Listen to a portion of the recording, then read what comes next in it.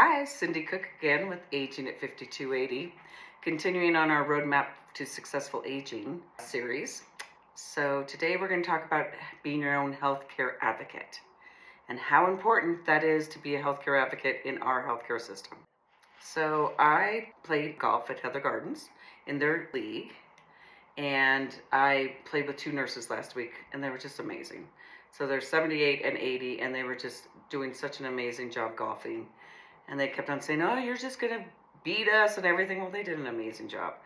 But I was sharing with them what I did for work, and they said, I asked them, I said, when you were nurses, one of them was a nurse for 38 years over here at Aurora South, and another one was a nurse for 32 years at the Rocky Mountain Cancer Treatment Center.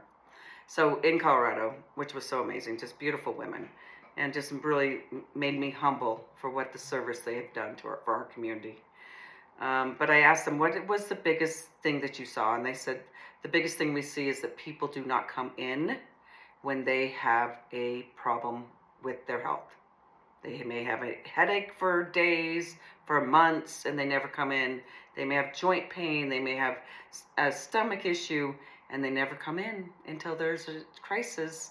And one of them worked in the emergency room, and she said, so many times these things could have been prevented, but because they never went in, they were now at a stage 4 cancer instead of a stage 1 cancer. Now they've got a brain tumor instead of having just a mass in the brain. So my number one thing for being your own health advocate is when you have something wrong with your body, especially after 65. I'm going to keep on hammering this. When we turn 65 and we get Medicare, we get access to a lot more health care. So do your research for this.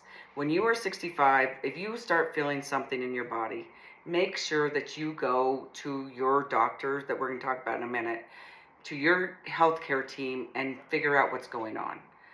And make sure that you get a diagnosis and do what they tell you to do. I think what everyone should do at 65 is we now have Medicare, so now understand who we're going to go to see as our primary. We got to go find a primary. A lot of doctors don't like taking traditional Medicare, but traditional Medicare gives you the most benefits. Go and try to find your primary. Your primary is going to be the person who's going to then refer you out to all your specialists. So you are now 65, you're doing great, no problem. Just get your primary. Great. Now, what kind of things do you have in your lineage? I've got eye problems. So one of the biggest things that I just turned 60, but I have to start working on this right now, is my vision. Because my mom had macular, my grandmother had glaucoma, and my uncle is blind. So I know what's going to happen to my vision. So having a really good eye doctor, having a really good dentist, having a really good mental health counselor. I think everyone should have a good mental health counselor. Wiser Mind is paid by Medicare, and it is a company that is local to Denver, wisermind.com, and you can find a mental health specialist there. If you have any arthritis, a rheumatologist is to have in your care network. It all depends what you know that your family had. If you had cancer, figure out someone who's an oncologist who you can go to if you get a diagnosis. It takes time, but my God, it takes so much more time when we're in crisis, because when we're in crisis, we don't get to deal with who we really want. Another big one is to have a neurologist too, if you know you have cognitive issues in your family. One of the biggest things that I find is that people are afraid to confront doctors with the diagnosis. What we see time after time is that neurologists will say, you have dementia, and they give you nothing. Got dementia, go home and deal with it. Well, we've got a whole protocol at Aging at 5280 that we can give to you for if you're diagnosed with dementia. You can look at our website, www.agingat5280.com, and there's a whole regimen on there for your diagnosis. Ask more questions. Ask for a second opinion. Your doctor is not almighty. We kind of revere doctors in our society, but the baby boomers, we've been rebels anyways. So as baby boomers, let's start questioning what we're diagnosed with. And let's make sure that we are an advocate for ourselves.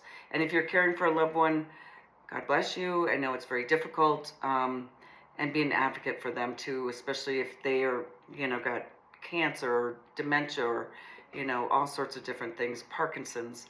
All those things are very difficult to deal with. So it's hard. I don't find many people who are good at being advocates for themselves. That's why we are what we do, why we're here. But I want to empower baby boomers, and that's really the next generation that's coming to aging, is baby boomers to be their own healthcare advocates. So if you're interested in becoming your own healthcare advocate and want to have a conversation with us, please reach out at info@aging@5280 or 303-495-6803. Create a roadmap for successful aging. And if you want to talk to us about how you can be your own healthcare advocate, we want to talk to you about it. We want to help you. And it just makes our community better if we are our own healthcare advocates and we stay out of the hospitals and out of our healthcare system. So call us, reach out, we're here, and it's a simple phone call. I've got elder care agents, elder care managers. We've got big hearts and we love what we do.